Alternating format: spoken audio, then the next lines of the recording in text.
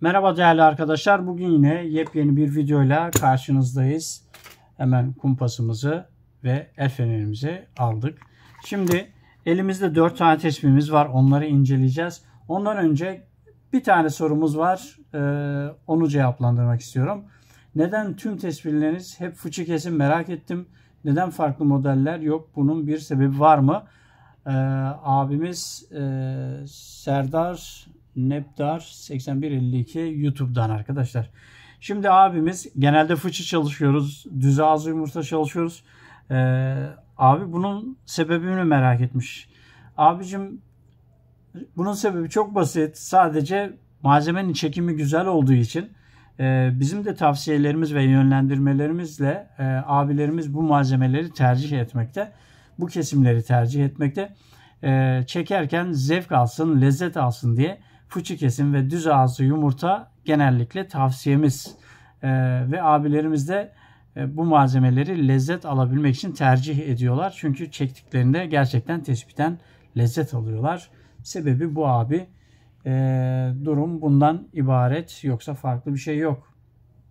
Birçok model var ama işte her modelden bu lezzeti alamıyorsunuz. Bu fıçı kesim ve düz ağız yumurta bu tür ürünlerde, lezzet alınacak ürünlerde ön plana çıkan modeller. Şimdi arkadaşlar bir tane kukam var. Bakın bu kukam, hemen şöyle yakından bakalım.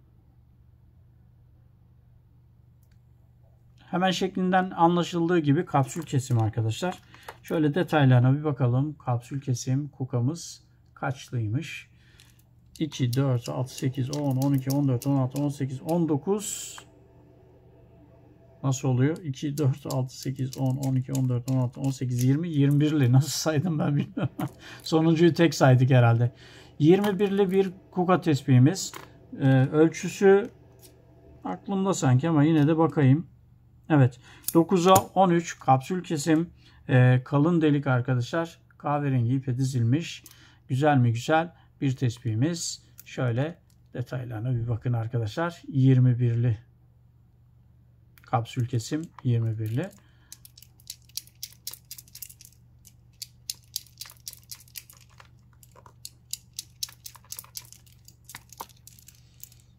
Harika. Bu arada abilerimiz kendi ellerindeki tesbihlerin böyle videosunu çekiyorlar. Son zamanlarda bayağı çekmeye başladılar. Ses dinletiyorlar böyle. Sesini dinletiyorlar. Video yapıp bize atıyorlar. Gerçekten harika sonuçlar. Çatır çatır ses geliyor arkadaş malzemelerden ya. Harika. Videolarınızın devamını bekliyoruz abiler. Atın bize. Biz de paylaşalım inşallah Instagram'da. Çok güzel hatırası olacak videolar onlar. Evet.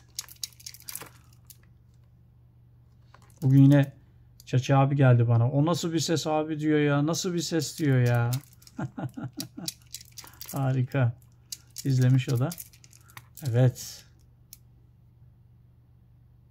9'a 13 kapsül kesim kalın delik bir tespihimiz. 21'li kuka tespihimiz arkadaşlar. Şimdi bunu böyle bırakalım. Çok güzel duruyor orada. Şimdi bir tane B14 malzemeden yapılma 10'a 12 olması lazım. Düz ağız yumurta bir tespihim var. Bu tespihimin özellikleri, en büyük özelliği cilasız oluşu. Daha büyük özelliği bakalit oluşu. Şimdi bakayım şöyle yarı saydam bir yapısı var. Evet, yarı saydam bir yapısı var. Şöyle kırık imame, pala frenli freni de var arkadaşlar. Pala fren. Şöyle kalın delik. Bu malzemede malzeme itibariyle arkadaşlar üzerinde kameradan görebilecek misiniz bilmiyorum da mikron derecede kabarcık var. Her tanede belirgin bir şekilde yok ama bazılarında var. Çünkü bu da malzemenin son parçasıydı arkadaşlar. Bakın şunda 2-3 tane de var. Bakın şurada 1, 2, 3 belirgin olarak 4 tane var. Bak yine şurada var belirgin olarak. Şurada var. Tabi bunlar biraz çekilip parladığında onlar belirginliğini kaybedecek.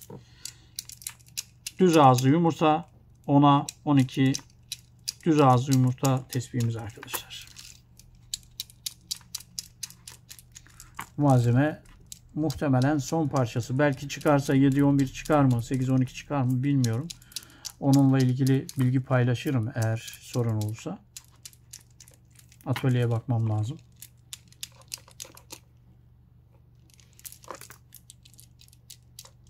Çok güzel bir duruşu var ya. Çok enteresan. Malzemeler, bu malzemeden ben ilk yaptığımda inanın ilk malzemem böyle güzel çıkmadı. Malzeme bekledikçe daha da güzelleşiyor.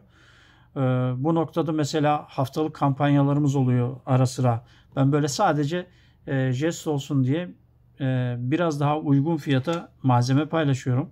Onları kaçırmamanızı tavsiye ederim. Eğer rengi beğeniyorsanız alın koyun kenara, sonra yaparsanız. Önemli değil. Ya da alın yine ben size onu yaparım ama oradan biraz avantajınız olur. Bilginiz olsun. Malzemeleri kaçırmamanızı tavsiye ederim. Hatta tespih yaptıracağınız bile yoksa koyun kenara dursun. Belki o renk bir daha gelmez, bulamazsınız. O fırsatları kaçırmamanızı tavsiye ederim. Güzel mi güzel. B14'ümü koyuyorum buraya. Hatasıyla kusuruyla çekeceğim diyen olursa, bu arada hassas işçiliktir. Model bizim ama işçiliği Mehmet Çerçi yaptı.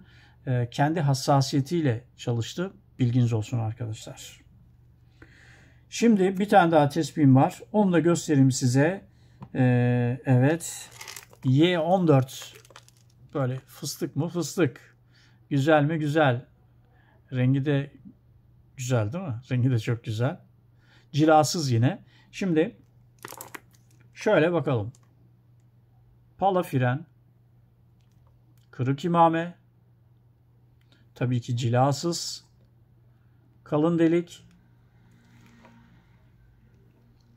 Durağı nerede bunun? Bunun durağı burada. Hemen bakalım bunun durağı. Evet. Sertliği çok güzelmiş. Y14 malzememiz. Y14 malzememiz sertliği iyiymiş. Çok iyi.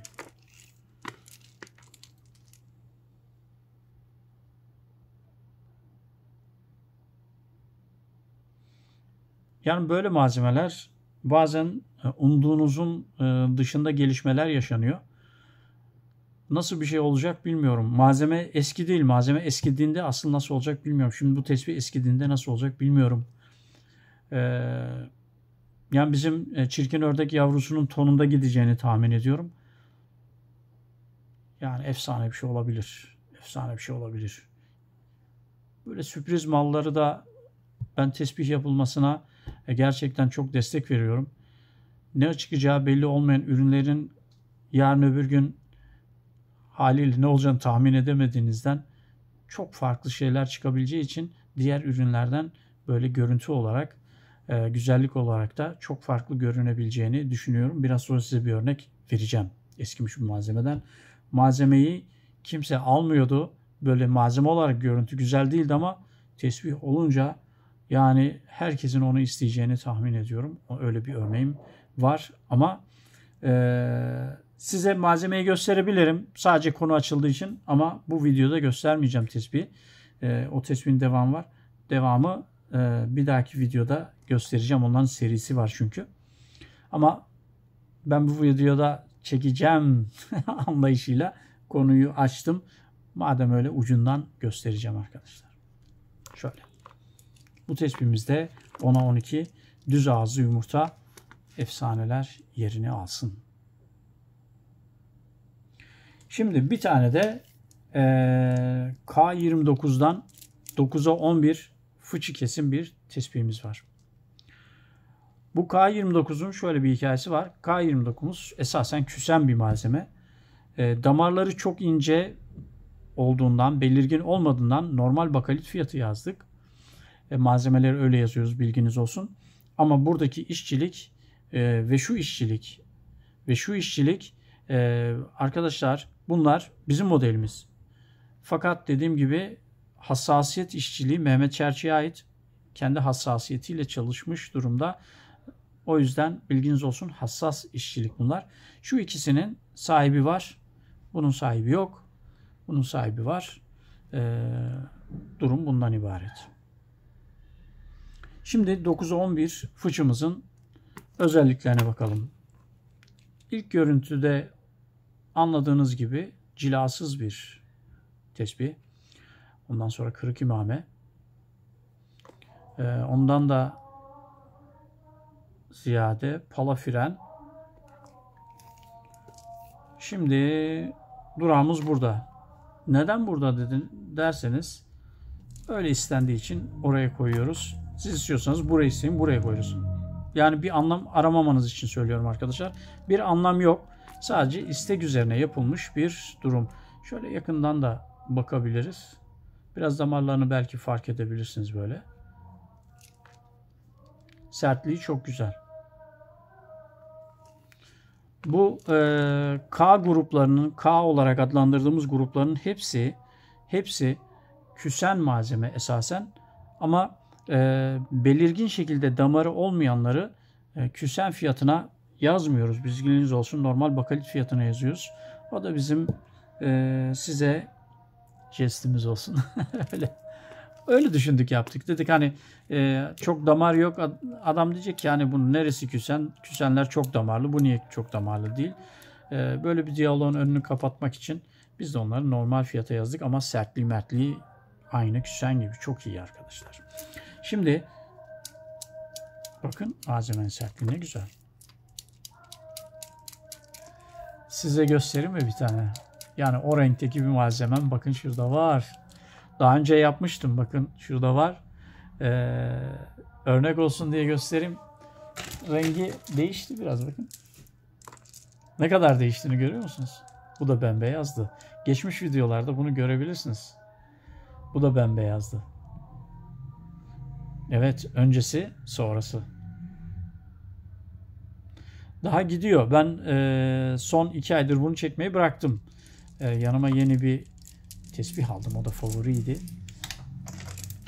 Aslında yanıma yeni aldığım tespihim şöyleydi. Belki bir videoda gösteririm. P7 malzemedendi. Bir tarafın çift renkti. Bir tarafın renkleri delik ucunda, bir tarafın renkleri yanakta. Bir tarafı cilalıydı, bir tarafı cilasızdı. Bu da çok enteresan. İkisini bir araya getirdim, çektim ama hepsi parladı artık. Hepsi parladı. 2 haftada parladı hepsi. Cilalanmış gibi oldu. Çok güzel arkadaşlar. Çok güzel. Dediğim yeşili size göstereceğim. Şöyle ucundan göstereceğim. Tespihin detayını göstermeyeyim ki arkadaşlar. Bu bir dahaki videoya konu olacak. Şu malzeme. Şu malzememiz malzeme iken kimse yüzüne bakmadı. Malzeme olarak gerçekten hani böyle albenisi gözükecek bir malzeme değildi. Ama yine değerli bir abimiz malzemeyi gördü. Bana sordu. Ben bundan güzel bir tespih çıkartırdım. O da beni dinledi. Şimdi gerçekten güzel tesbihini gönül rahatlığıyla çekecek. Şimdi değil de diğer videoda dediğim gibi detaylarını gösterince ne demek istediğimi anlayacaksınız. Arkadaşlar beni izlediğiniz için teşekkür ederim. Başka bir videoda buluşmak üzere. Hoşça kalın, sağlıcakla kalın.